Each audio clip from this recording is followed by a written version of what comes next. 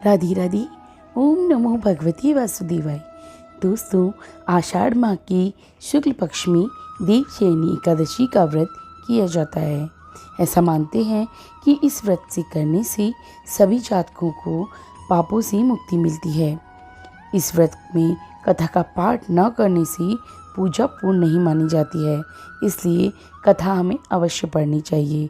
तो चलिए वीडियो को देर ना करते हुए कथा को शुरू करते हैं।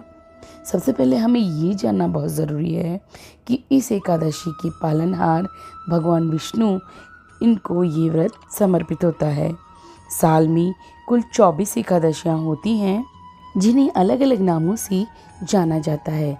आषाढ़ माह की शुक्ल पक्ष की एकादशी को देवशयनी एकादशी कहा जाता है। ऐसा मानते हैं कि इस दिन विधि पूर्वक श्रीहरि और माँ लक्ष्मी जी की पूजा करने से साधक को शुभ फल की प्राप्ति होती है। तो चलिए अब कथा शुरू करते हैं। दोस्तों, आज मेरा गला थोड़ा ख़राब है, तो प्लीज़ थोड़ा अवॉइड कीजिएगा। सत्संग में मांधाता नामक एक चक्रवर्ती राजा का राज था। उनके राज्य में प्रजा बेहद सुखी थी। एक बार मांधाता के राज्य में 3 वर्ष तक बारिश नहीं हुई, जिसकी वजह से अकाल पड़ गया था। हर तरफ त्रासदी का माहौल था। इस कारण लोग पिंडदान, हवन, यज्ञ कथा और व्रत समेत बहुत कार्य करने लगे। प्रजा ने राजा मांधाता को इस बारे में विस्तार से बताया।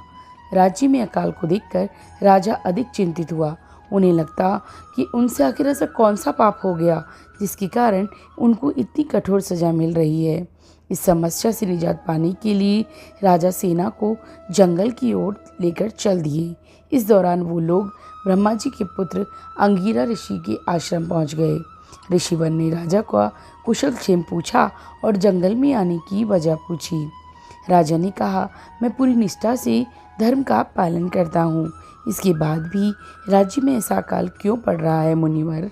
आप मेरी समस्या का समाधान करें।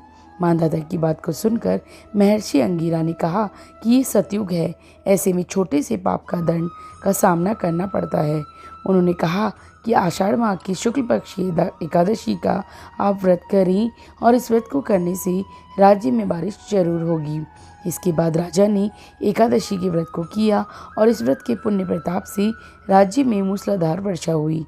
ब्रह्मवैवर्त पुराण में भी देवशयनी एकादशी के विशेष महत्व का वर्णन हमें मिलता है। देवशयनी एकादशी के व्रत से व्यक्ति की समस्त मनोकामना पूर्ण होती हैं और उसके सभी पापों का नाश होता है। तो दोस्तों, इस तरीके से आप इस एकादशी का व्रत पूर्ण कीजिए, पूरे विधि विधान से कीजिए और भगवान विष्णु और माँ लक्ष्मी का आशीर्वाद आप पर सदा बना रहे। तो चलिए मिलती हूँ अगली वीडियो में, जिसमें मैं आपको देवशयनी एकादशी की व्रत की विधि, पूजा सामग्री, पूजा विधि और उसका पारण, उसका नियम पालन कैसे करते हैं, सारी चीज़ें बताऊँगी। तब तक के लिए जय श्री कृष्णा।